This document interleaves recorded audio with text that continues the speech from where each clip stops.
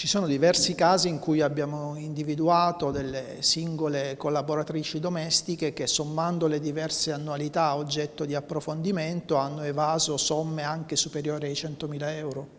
Sono più di 4.000 tra colf e badanti prevalentemente provenienti dall'Est Europa, Romania, Moldavia e Ucraina, quelle che la Guardia di Finanza ha intercettato come evasori.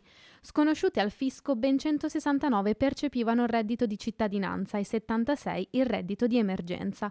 Quasi una trentina beneficiavano di entrambi, risultando di fatto nulla tenenti. È quanto emerge dai controlli eseguiti dalle Fiamme Gialle. Quindi abbiamo individuato tutti coloro che dal 2017 al 2022 per almeno un'annualità avevano percepito redditi superiori a quella che è la soglia di esenzione dalla presentazione della dichiarazione dei redditi, che si aggira intorno agli 8.000 euro all'anno. Da questi controlli per ora sono quasi 300 i collaboratori domestici che non hanno presentato le dichiarazioni fiscali, risultando dunque degli evasori totali negli anni dal 2017 al 2021. Non si tratta di lavoratori in nero, tant'è che al contrario sono stati gli stessi dati forniti all'INPS dai datori di lavoro che ci hanno aiutato a mappare questi collaboratori domestici. Siamo partiti con i controlli nella primavera di quest'anno e siamo ancora più o meno al controllo del 7% delle posizioni